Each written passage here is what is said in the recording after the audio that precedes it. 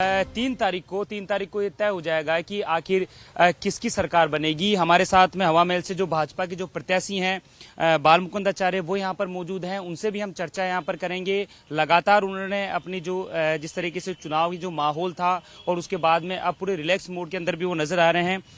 पहले तो आपसे जानना चाहेंगे कि अब 3 तारीख नजदीक है, 3 दिन बाकी हैं, तो क्या लगता है आपको, और आप जिस तरीके से आप लगातार जनता के बीच में भी गए, क्या उम्मीद है और किस तरह से आप सोच रखते हैं कि इस बार सरकार किसकी?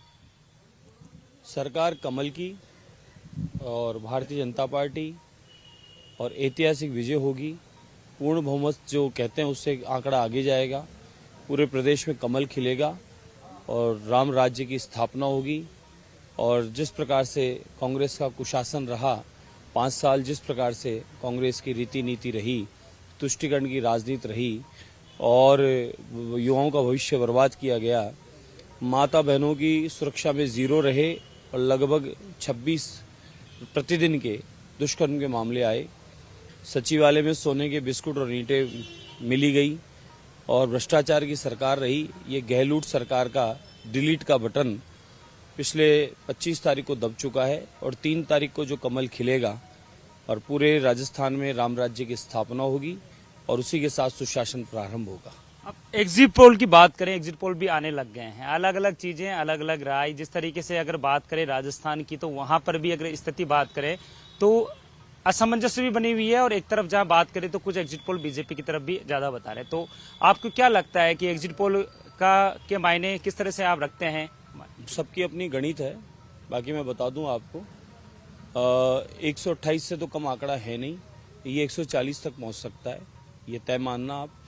और जिस प्रकार से हमने चुनाव के जन संपर्क में हम गए और लोगों का जो हमने उत्साह देखा, लोगों ने इसको चुनाव को उत्साह के रूप में माना।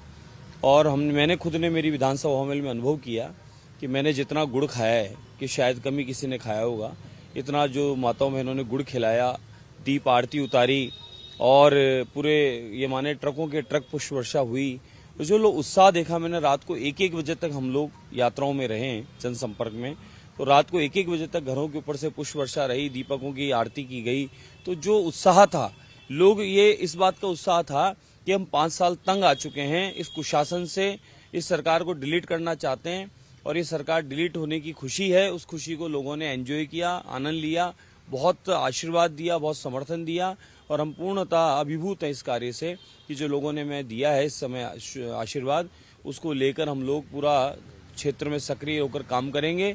और 5 साल जिस प्रकार से दुर्दशा इस प्रदेश की कर दी गई है, तो हमें तुरंत प्रभाव से काम करने की आवश्यकता है यहाँ की व्यवस्थाओं को दुरुस्त करने के लिए। उत्साह की जहां आप बात कर रहे हैं, तो उत्साह की अगर कांग्रेस की तरफ से बात करें तो वो कह रहे हैं कि लगातार उत्साह होने दीजिए, लेकिन अभी जिस 3 तारीख को जब रिजल्ट आएंगे, धीरे धीरे परिणाम आएंगे, तो ये उत्साह उनका भी पता चलेगा और हमारा भी पता चलेगा। विचार नहीं, वो उनको अभी समय लगेगा ये पचाने में। इतनी भारी जीत जो भारतीय जनता पार्टी की हो रही है, उन्हें पचाने में समय लगेगा।